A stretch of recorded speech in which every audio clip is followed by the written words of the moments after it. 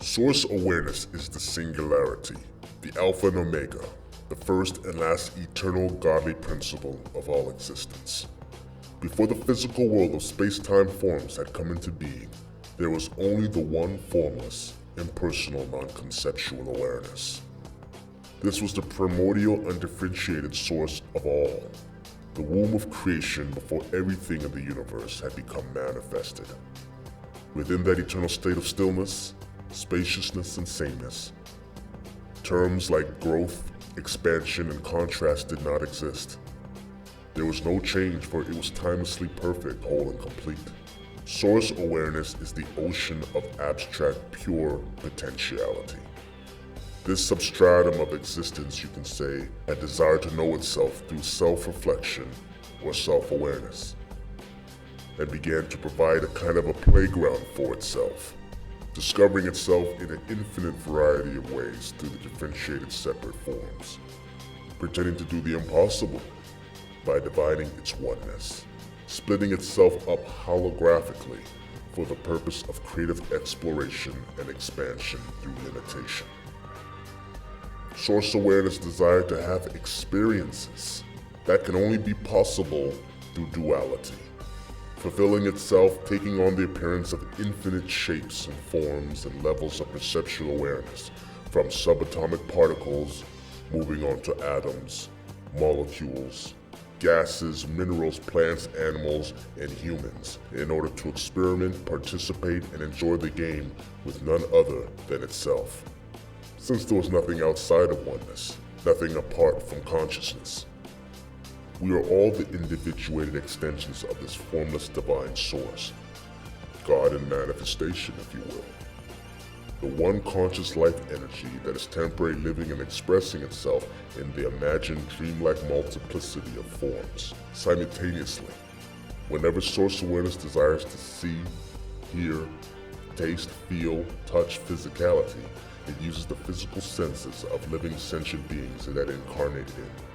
This is done in order to experience the phenomenal life that we have. We are being lived by consciousness. Our mind-body instruments are simply temporary garments, the living receivers, the lenses in which the eternal watcher of all sees through. The relative and dualistic world of the cosmic matrix is designed as a vehicle. This vehicle is there to limit universal consciousness, because only by limiting awareness is the experience of the illusion of separation even possible. In order to experience space-time, there must be restrictions, blinders on our cosmic awareness. Otherwise, everything would be complete knowing and there'd be no fun, no game. What is the point in experiencing something you already know in advance what will happen to you? Therefore, the space-time relative universe must be a vehicle for limiting awareness in order to experience.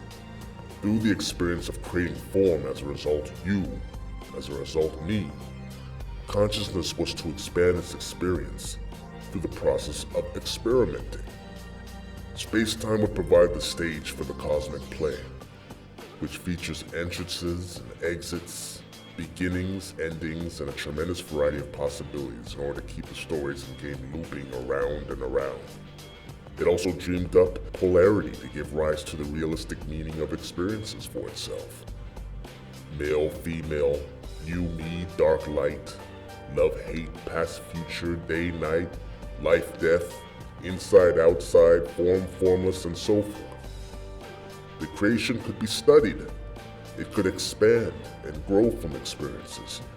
The only way this could work was if all were given free will and choice and shared all that was created back to itself as the source of all love and expansion. This is the birth of the conscious universe, the Big Bang. Imagine seeing yourself from an infinite number of different perspectives, unique localized points of view and levels of awareness, each one initially ignorant of its own relationship to all the rest.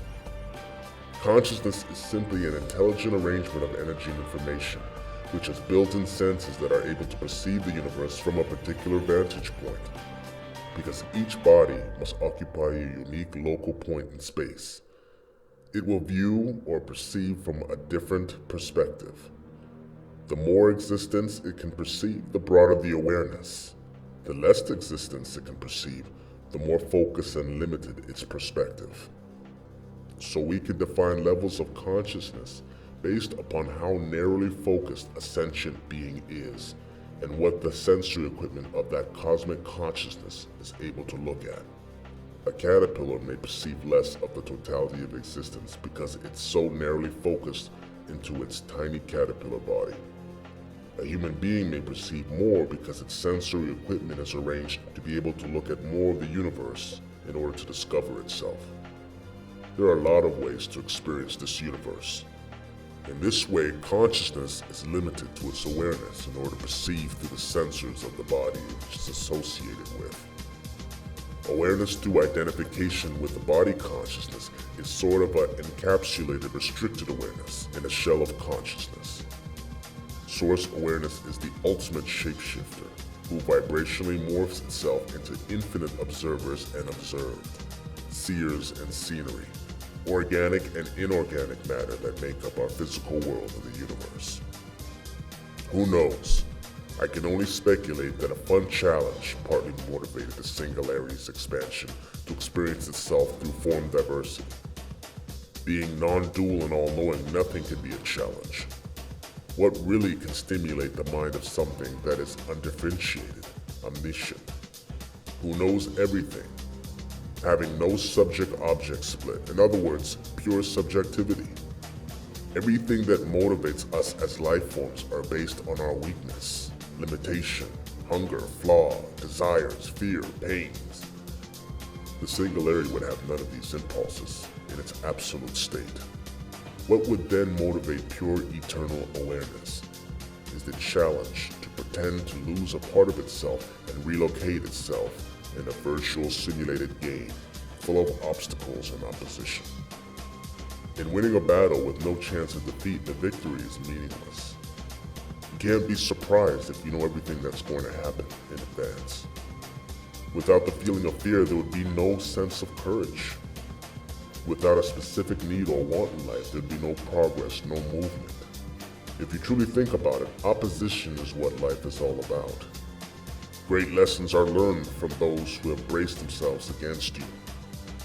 Dealing with opposition keeps you alert. To get what you want, you must encounter opposition. Opposition is essential because it results in growth and progress. All progress is derived from opponents as potential allies. Could it be that source awareness creates a temporary challenge through you, as you, in order to taste the experience of limitation just to overcome it? This creates a deeper understanding, expansion, wisdom, and an awakening to the already transcendental eternal nature within your being. Source awareness, being all that there is, has no one else to play with, experiment with, other than itself. Source awareness has infinite creative potential to manifest numerous versions of itself. In this way, it doesn't know exactly how the story plot ends. It gives it a sense of adventure. The physical universe is one big cosmic experiential machine for Source to act and live out its ideas and fantasies. You can say we are how God experiences life. Each of us has allowed ourselves to be seduced into our own personal limitation dream of separation, tasting all the drama, struggles, emotions, intrigue, and fears that go along with it. Source temporarily turned a finite part of its attention away from the truth of its infinity, and went on a fun-filled imaginary ego trip vacation away from itself for but a short time. Realize the God Matrix is a complex self-limiting learning program by Source for Source. This is designed to have us feel a sense of individualism through separateness in the short-lived dreamlike world of forms, putting us asleep to our true divine nature. It's trick played through the senses. When cosmic awareness gets a deep fascination with the body-mind instrument, this unconscious identification creates a downward spiral and gives birth to the ego, consciousness in limited form. Human suffering will inevitably result in this state. This illusory matrix program is not malevolent. It is not evil. It is only a neutral learning program meant to distract us from entering into the waking world of the One-ness, Enlightenment. We must not fall under the hypnotic spell of losing ourselves in this illusory appearance of forms of the Matrix. From the internal forms of thoughts, concepts, beliefs, memories, to the external forms of our bodies. Our habits, our routines, social masks, money, power, politics, relationships, addictions, organized religions, and so forth. You are not the space-time body. That is simply a projection appearing in consciousness. You are not the mind personality. Those are activities appearing in consciousness. You are not the objects in which you perceive effortlessly through your senses. They all appear in limited and restricted forms within consciousness. Accept the fact that you are the timeless container of pure awareness itself, not the contents of ever-changing movements of forms appearing and disappearing in you. Creation is Source exploring itself through every possible way imaginable, in an ongoing infinite exploration through every sentient being. This universal oneness has purposely differentiated itself into all scenarios simultaneously, playing each part. This cosmic love plays with boundless imagination, exploring a full range of perceptual awareness with a touch of self-forgetfulness. Playing in diversity, restricted awareness, and the appearance of otherness. Eventually reawakening to the truth of its formless, indivisible, and eternal nature. The essence of who we really are.